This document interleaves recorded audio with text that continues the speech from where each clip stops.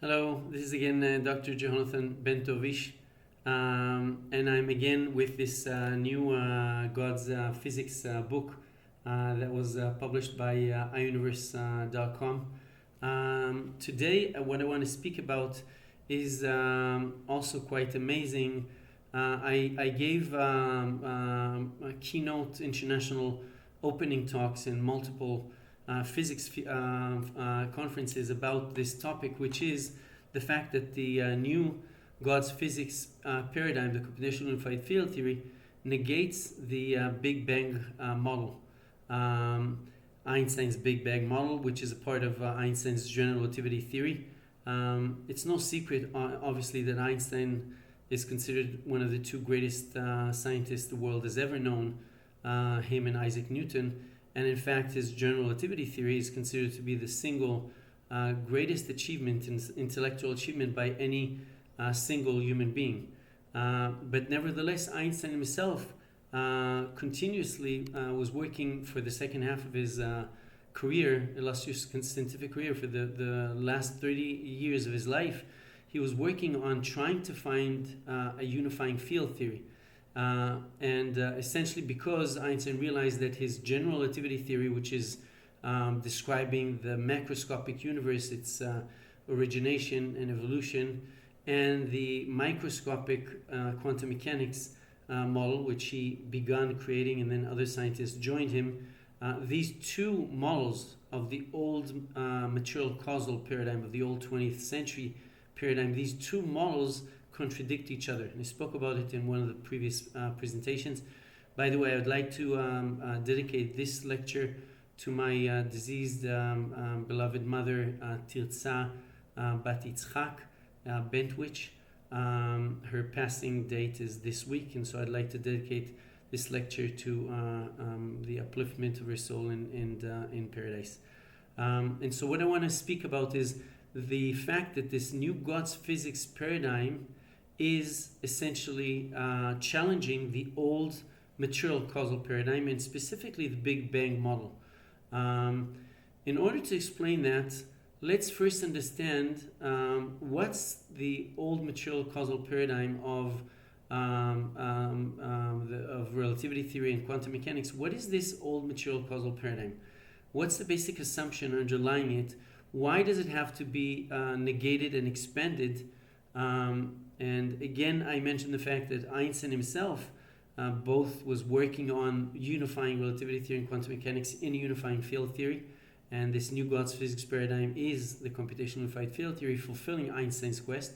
And also I mentioned the fact that Einstein himself, when he was asked what does he think would be the fate of his relativity theory in 100 years, would it stand forever? And Einstein, being very wise and humble, said, no, I understand that my model relativity theory, even though it's great, it would have to be expanded into a broader understanding. I just hope that it would remain as a special case, like a room is being confined or part of a house, and then a neighborhood, and then a state, etc., etc. So what's the old material causal paradigm assumption of relativity theory and quantum mechanics? And that's tied to the Big Bang model, which is part of general relativity theory. The old material causal paradigm of relativity theory and the Big Bang model essentially assumes that everything in the universe operates by cause and effect. In the case of the Big Bang model, for example, which is part of general relativity theory, the assumption is that the whole mass of the universe was condensed in a tennis ball, so to speak, in a very small lump of material entity. And then there occurred a nuclear explosion, nuclear event that created, from this condensed matter, started to create suns, galaxies, the expansion of the universe. All the mass and energy in the universe were created by this nuclear event. And as a matter of fact, the assumption is that this initial nuclear event that began creating the universe and expanding the universe is what's standing at the basis of the current expansion of the universe, except that relativity theory also assumes, or today, that old material causal assumption assumes that there's also what they call dark matter, dark energy, which cannot be detected and cannot be verified, which is a big problem. It accounts for up to 95% of all the mass and energy in the universe, but that cannot be detected. So that gives us a clue that the old model doesn't work any longer and it has to be expanded into a new model. But nevertheless, the assumption of the Big Bang model is that nuclear event, nuclear explosion created the sun's galaxies, and currently the assumption is, again embedded within this old material causal paradigm at the basis of general relativity theory, that there exists dark matter, dark energy, which are completely hypothetical, that then push the universe to expand in an accelerated rate. And by the way, one of the 50 plus articles, peer-reviewed scientific articles and special issue published by global journals, and this book and multiple keynote opening talks that I've given in multiple physics conferences, one of those 50 plus articles was an article in which I essentially said that dark matter and dark energy are superfluous. They don't exist. Therefore, the model, the old material model, has to be expanded. That's equivalent to what Einstein is, the great Einstein has done himself, where he cancelled the ether concept, which was also assumed to prefuse the universe, but yet could not be detected. And then Einstein said, well, if it cannot be detected, then it doesn't exist. We have to discard it as superfluous. So in any event, what I'm trying to explain is that the old material causal paradigm assumes that the universe functions by cause and effect. For example, the Big Bang model says, okay, there was a nuclear explosion, nuclear event, creating suns, galaxies, and pushing the universe, began to push the universe to expand. And that old material causal paradigm, which is underlying both relativity theory and quantum mechanics, is now at the point, or has reached the point, where it doesn't work any longer. And I quoted Thomas Kuhn, the famous philosopher of science, which in 1962 wrote an influential book on the structure of scientific revolutions. And essentially, he told us that science has to evolve by expanding itself from phases of a certain paradigm, which he called the standard paradigm, like Newtonian mechanics, like relativity theory, the old material causal paradigm. It has to expand itself from the old paradigm into a newer paradigm, a much more expansive paradigm. And that's what's happening right now. So how do we know that this old paradigm doesn't work? The old material causal paradigm doesn't work simply based, by the way, on Thomas Kuhn's analysis and what Einstein was telling us as well. The fact that the old paradigm, the material causal paradigm, indicates a basic contradiction, apparent contradiction between relativity theory about the galaxies, quantum mechanics about the subatomic particles. They're not consistent. They contradict each other. I explained that in one of the previous presentations. And so that's one problem, or one indication that old material causal paradigm has to undergo a transition and a revolution into the new paradigm, the God's physics paradigm. The second problem, major problem, which I mentioned, is the fact that it's assumed that this model is based on the assumption that there exists dark matter, dark energy, which account for up to 95% of all the mass and energy in the universe, but yet cannot be detected. So if it cannot be detected, it must be discarded. Excuse me. And therefore, the old model, the old material causal paradigm of both relativity theory and quantum mechanics has to be discarded, has to be expanded. Okay, what's the new model? The new model, the God's physics paradigm, new God's physics or computational unified field theory paradigm, essentially tells us it made a major breakthrough by discovering that there exists a singular higher ordered universal computational / consciousness principle which computes all the points in the universe, all the pixels, all the atoms, all the molecules, all the plants and the galaxies and the suns, etc. It computes, it creates, so to speak, every pixel, every small point in the universe many billions of times per second. So essentially it tells us that the universe exists not continuously, but it exists as a series of frames, universal frames, three-dimensional frames, like so that the UCP, Universal Computational or Consciousness Principle, computes the whole universe as one frame, as one picture, and then it dissolves back into this universal consciousness principle, and then again the UCP creates another frame.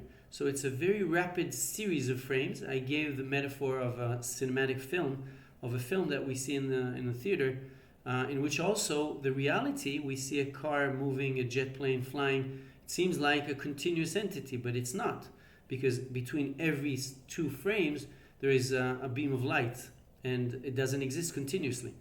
It's not entirely precise. The metaphor doesn't fit exactly, but it gives us quite a few analogies.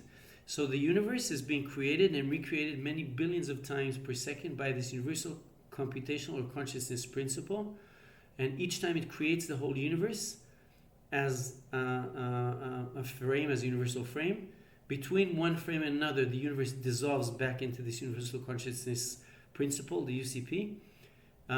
So this discovery of the God's physics or computational unified field theory, this amazing discovery that of this higher ordered singular universal computational / consciousness principle, the UCP, completely transforms science.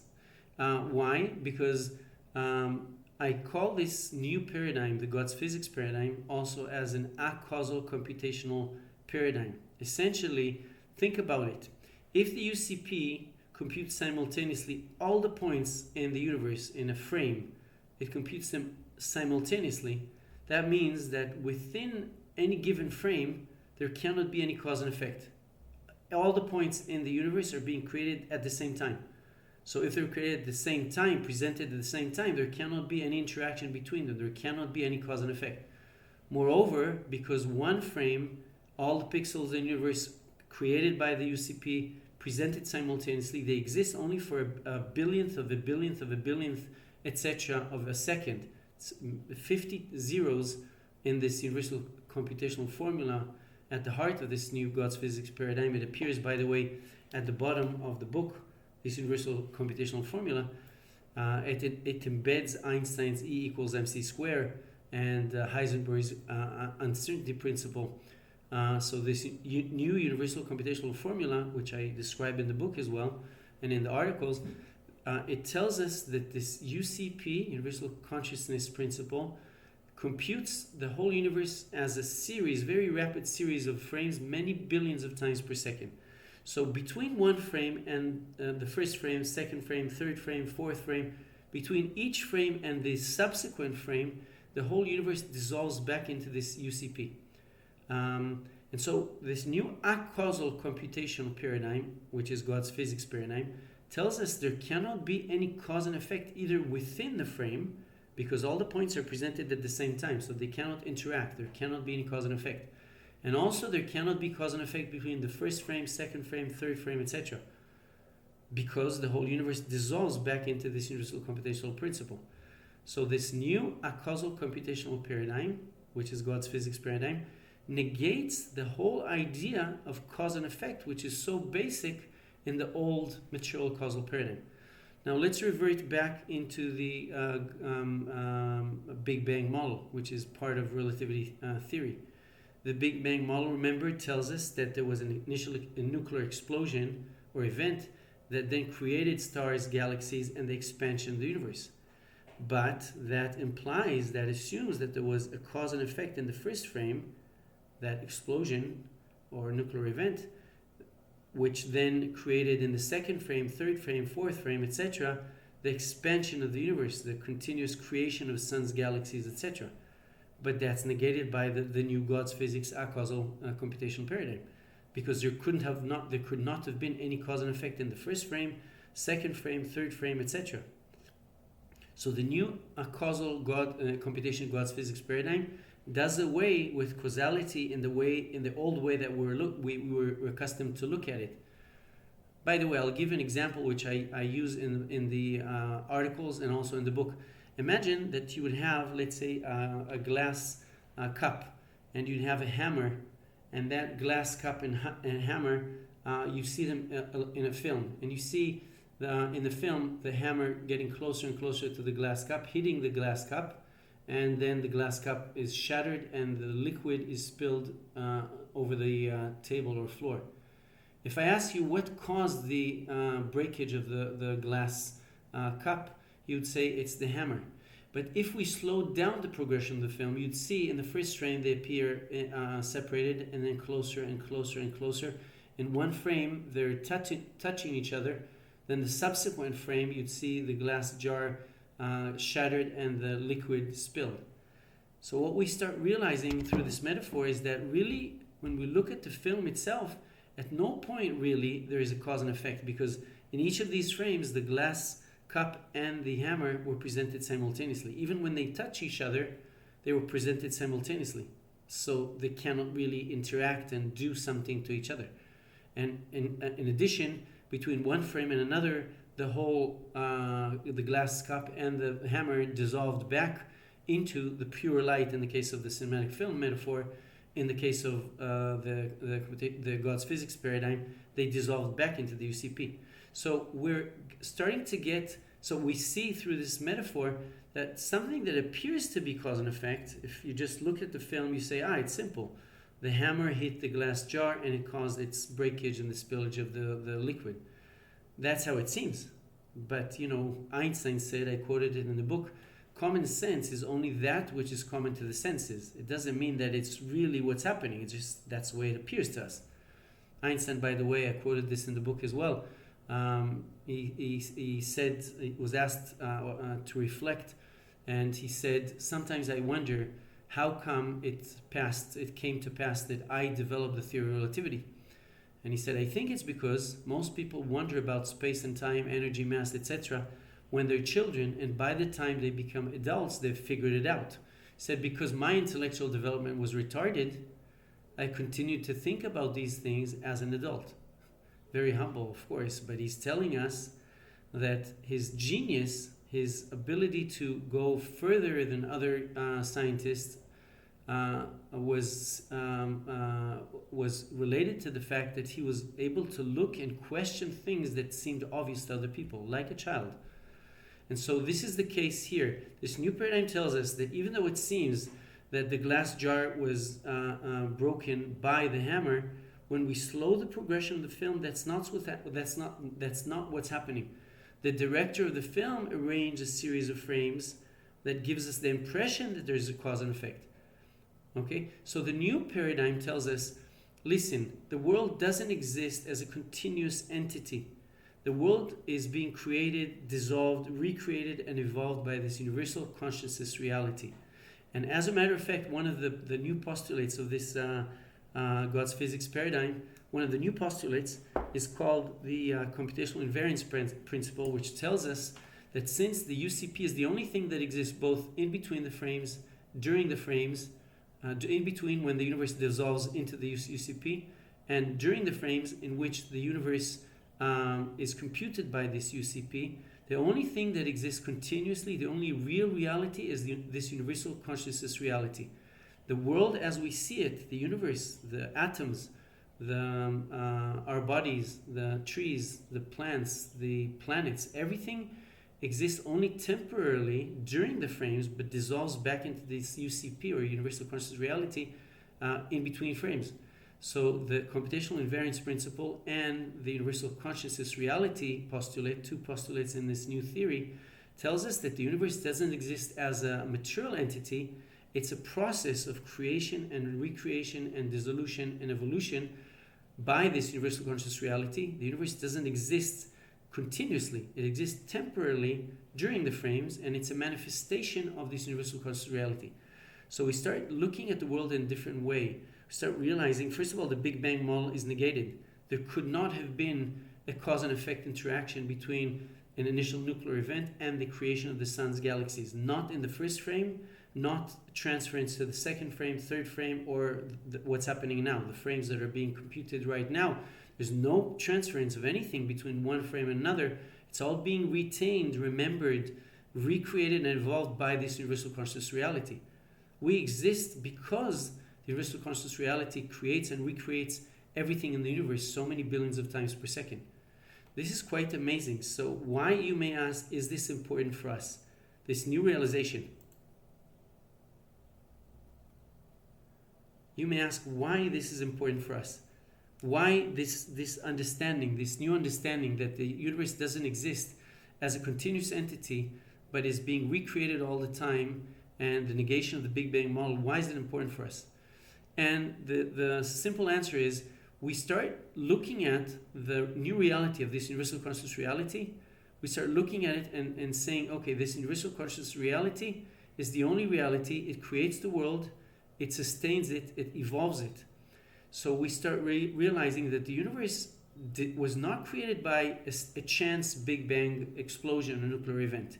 It's not drifting into nothingness. That's what the second law of thermodynamics is telling us. The universe is being watched over, is being created, is being cared for, is being created and recreated and evolved only by this universal consciousness reality.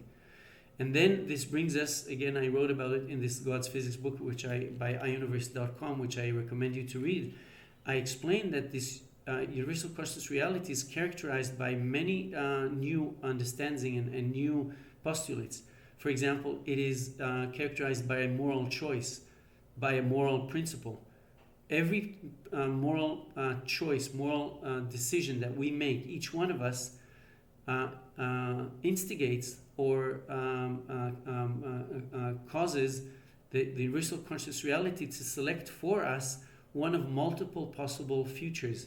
If a person acts in a moral way, the universal conscious reality, because it's all oneness and it's characterized by all goodness and morality, every time a human being, individual human being, decides to carry out a moral choice, a moral action towards another human being, that selects for the universal conscious reality, that universal conscious reality selects for that human being one of multiple futures in which that person would be remunerated for their moral action, and vice versa. Also, the universal conscious reality is steering the whole universe towards a perfected state, morally, spiritually, and even physically. It's called Geula in Jewish tradition, but in any event, the universal conscious reality has a plan for the universe. And because the universe doesn't evolve by cause and effect, not by an initial Big Bang explosion, nuclear event, not by dark matter, dark energy, which have to be discarded because they cannot be observed. The universe is created, being sustained, and evolved from the beginning, from inanimate matter through animate animals, plants, human beings, and ultimately this universal conscious reality is steering the universe and humanity and science towards the ultimate perfected state, which is Geula, a state in which there would be a complete oneness in humanity and in the world, a complete recognition of humanity, science, that there's only one reality. That one reality is this universal conscious reality. In religious terms, we will call it God. In scientific terms, it's that universal consciousness or computational principle that creates the universe, evolves it, sustains it, takes care of it, cares about our moral choices, and steers the whole universe from, again, inanimate matter through animate plants, animals, human beings. That's an expansion of the consciousness. And then in human beings towards that perfected state, Geula state, of moral, spiritual, and physical perfection, in which the oneness of creation, the oneness of everything in the universe with this universal conscious reality would be realized. And along with that, there would be a great sense of appreciation of the goodness, the all goodness of this universal conscious reality. There would be a realization of our role as human beings, a very important role, not just for us personally, because every choice that we make, moral or immoral, God forbid, selects for us by this universal conscious reality one of multiple futures. If we, God forbid, inflict pain or suffering on another human being, the universal conscious reality would select a future that would teach us, would show us, we would have to experience the same injustice or immoral act. We would have to experience that, so that we start realizing that we're all one, and that there is a law, this dynamic equilibrium moral principle law, that we're all connected. We cannot harm each other. And that leads us to that Geula state. So it's very exciting. We're passing from the old material causal, which assumed the universe was created by a Big Bang, random Big Bang explosion, and it's being transformed into the new understanding of God's physics paradigm, which tells us the universe has not been created by an initial Big bang explosion or a nuclear event. It's being created, recreated, evolved, taken care of, and guided towards that Geula perfected state. It's no doubt a very exciting time in science and in humanity. And I wrote again this God's Physics book, which by iUniverse.com, which I encourage you to read, because I think we are, all of us, humanity, science, individual human beings, we're all being led to the understanding that the world is not what we thought it was. The world is a living entity. It's being created by this Universal Consciousness Reality. The Universal Consciousness Reality cares about our moral choices. It's guiding all of the universe and humanity specifically, and science, towards the recognition of the oneness of creation. So it's very exciting, and I'm quite glad to share all of these discoveries with the general public. And I hope this would start expanding our understanding of the universe, of our role, very special and important role as human beings, especially in this time and age. Thank you.